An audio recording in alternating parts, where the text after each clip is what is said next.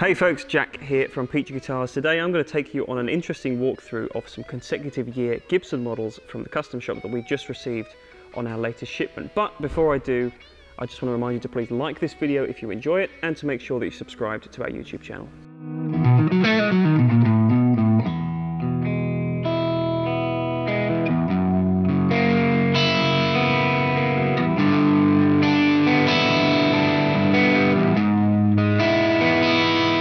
Okay, so some of you may have seen the recent unboxing that we did earlier this week, where John took apart about between 30 to 40 amazing Gibson Custom Shop specimens.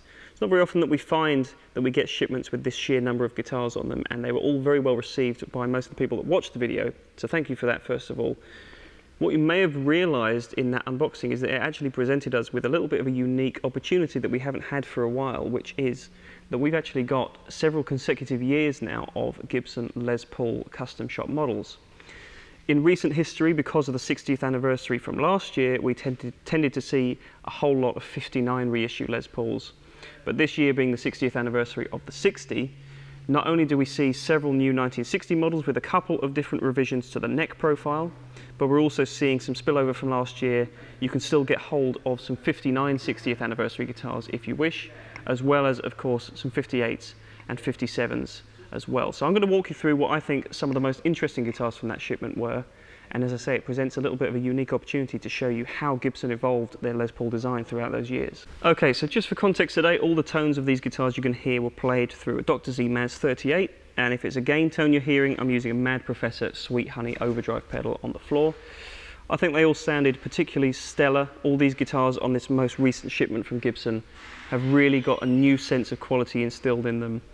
We've been saying this for years, well, the past year or two anyway, where Gibson's been under the new direction that it's been going for. They've really upped the quality of their game. Once again, it's great to see them back on top form, and it's not really until you see a full lineup of historical models like this that you get to appreciate the intricacies that span between them. And hopefully this will help to serve as a useful guide for you if you're considering picking up a Gibson custom shop instrument. You'll hopefully hear back to back the differences between them, and I'm sure one in particular will stand out to your ear. Okay, so I want to start in the obvious place with the 57. We have seen reissues of Les Pauls from previous years, but 57 is kind of where things start to get most interesting and most familiar to most people, because 57 was the year of the introduction of the PAF humbucking pickup. So this guitar is a 57, but maybe not as you would immediately recognize it. This is a custom variant. So you always had the standards and the customs. The standards typically at that time were the gold top guitars. So the 57 that I'm holding was the first custom with the PAF humbucking pickups. You often find with the customs that they have a little bit of a brighter tone, largely I think due to the fact that you've got ebony on the fingerboard as opposed to rosewood. So being the custom model, this was originally designed to be the higher end appointments that were fitted to this guitar. So you get a lot more sort of ornate pieces of equipment loaded onto this, including the gold hardware, the gold pickups, the flatter knob design, and just in general I think these Ebony Les Pauls have a unique tone to them that you don't get out of a standard. They're a little bit brighter, a little bit crisper, a little bit more direct. I actually really love the tone of a custom, and I think that as opposed to a standard, those tonal attributes that I just talked about will probably be quite noticeable in the clip you're about to hear.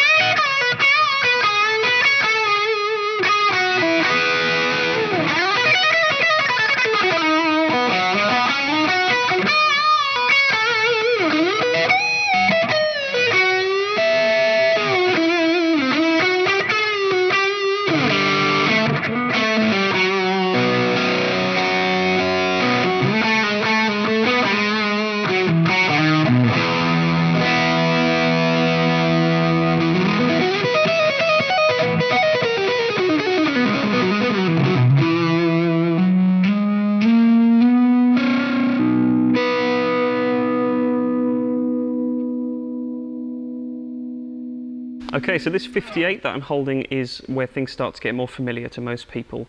Especially in more recent years, you've seen a lot of burst reissues, the Les Paul standards. The 58, as I said, was the first year of burst production, and it ran through to 1960. And what a lot of people don't necessarily realise is that there was a few little changes that occurred along the way from 58 to 60 that really made these guitars quite significantly different from one another. So if you play a 50 and then directly play a 59 or a 60, you'll probably notice that there are a couple of differences, not only to the tone but the feel as well. The 58 is best represented by the fact that it's got the largest neck of the three. So 58 profile, a little bit slimmer than a 57, but also a little bit slimmer than a 59. It was a weird midpoint where Gibson decided to just beef up the neck profile a little bit. It's actually my personal favourite neck profile of Gibson because there's just so much to hold on to. I think you get a lot more depth of tone. It doesn't quite have the same stingy and articulate top end that a 59 or a 60 might have. And these are fairly small differences that I'm talking about here, but for most people that are aware of this and aware of the tonal impact it has, a 58 with a slightly larger neck and also historically slightly smaller frets, I believe, impacted the tone in that crucial way. You also notice that the finishes are a little bit plainer on these guitars, which is to say they don't necessarily have the same kind of level of flame maple on the top that contributes to that famous burst finish. I really like that as well, though. I think they're a little bit more understated, they fly under the radar a little bit more, and of course they tend to save you a tiny bit of cash as well if you don't want to opt for the really fancy flame finish.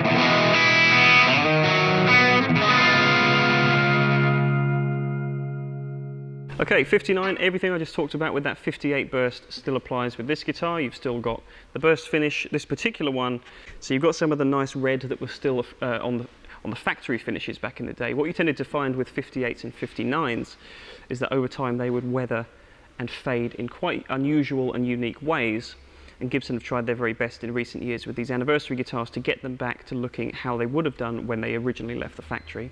And I think this is a great example of what you would have expected back in 59. You do get a slightly slimmer neck profile, which is probably more comfortable to the widest cross-section of players. I'm sure that most people, if you played a 58, 59 and a 60, would probably find the 59 to be the Goldilocks neck profile. It's still not super skinny, but it certainly is a little bit more wieldy if you're previously uncomfortable with slightly larger necks. And then this guitar has one of the best examples of a really stunning flamey top that I've ever seen on a Les Paul. Gibson have really made strides to not only combine the historical build attributes of those guitars tonally, as they would have been back in the day, but they've made strides with the more modern, higher grade of flame on the finishes as well. You've also got in all of these guitars, the 58s, 59s and 60s, and all the other guitars I'm going to talk about as well, Alnico 3 unwaxed pickups or unpotted pickups. I think this also contributes to the openness of the tone. You get some really nice upper harmonics that you wouldn't previously have got from the previous generation of potted Gibson humbuckers. Again, it's a small difference, but it goes that little bit extra distance to making sure these are authentic reissues.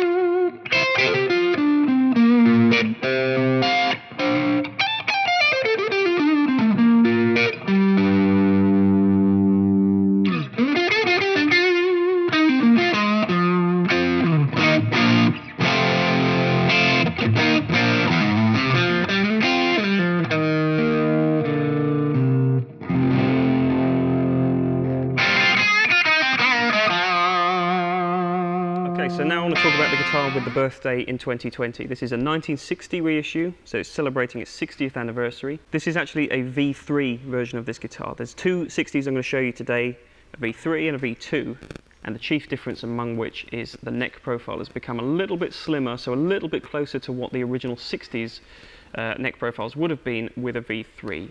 So if you want it to be even slimmer, then the V3 is the way to go. They've also incorporated with this year a couple of signature 1960 finishes. So up to this point, whatever paint formula Gibson was using, as I said before, was proving to weather quite easily. So they upgraded the paint profile in 1960, which tended to give the guitars a little bit more of an orange hue. It had a little bit more life to the top, and that's why you tend to see 60s with more vivid finishes, such as this, which is the new wide tomato burst finish. I actually really like the look of 60s, and coupled with the unique reflector style control knobs as well, and the slimmer neck, that's really what makes up a 60s signature profile. So as I just talked about with the V3 1960 guitar, this is a V2, so the neck is a tiny bit chunkier, not quite to the same level of a 59, but it kind of sits between the two. So if you like the more bright, high-end focused tone of a 60, but you want a little bit more heft on the neck, this is kind of a great way to go with this V2 profile. This is another one of those 1960 signature finishes that I talked about before, this one being orange lemon fade. You can really tell that it's got a lot more vivid colouring going on in this particular top. So one thing that's interesting to note with the 1960 guitars is that if you want the maximum level of attention to detail in the finishing that you can choose for yourself, you probably find that in 1960 is the best way to get the exact kind of burst and flame maple profile that you want. So this guitar, for example, is a little bit more pinstripey. The previous 1960 I showed you is a bit more of a quilt maple top, so you can kind of get specific about exactly what you want the finish to be, most notably with a 60 because those finishes are naturally a little bit brighter.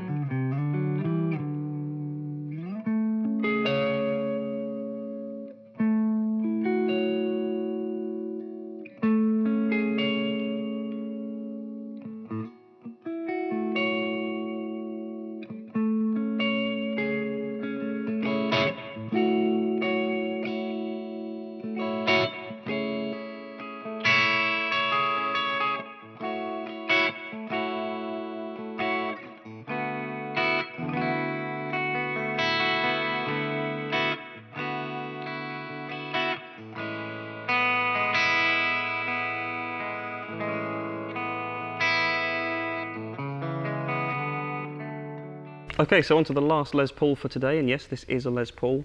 Up until 1963, Gibson introduced, from 61, this new revision to the Les Paul design, which is now obviously commonly referred to as the SG, but at that time, this was where the state of Les Pauls were. So it's kind of carrying on from that 1960 in terms of the neck profile being a little bit slimmer than a 59 or a 58.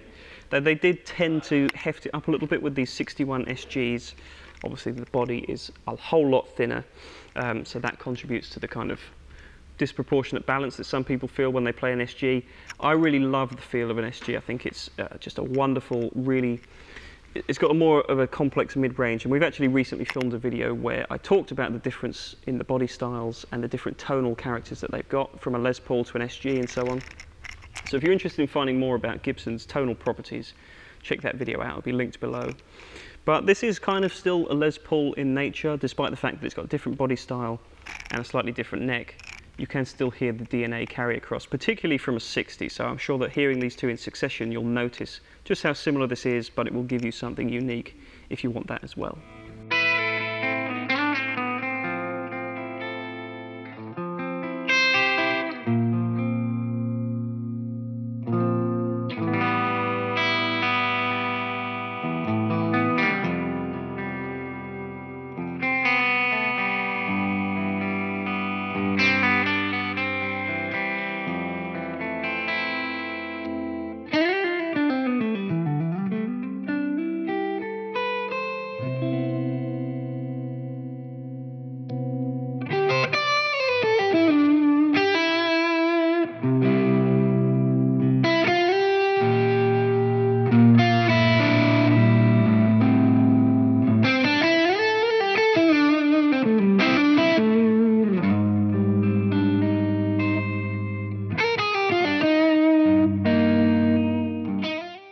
So that's it for today. Thank you so much as always for watching. Like I said before, please give us a like if you've enjoyed it. Make sure you comment below as well with your thoughts. I want to know which one of these is your personal favourite and which one you'd pick up.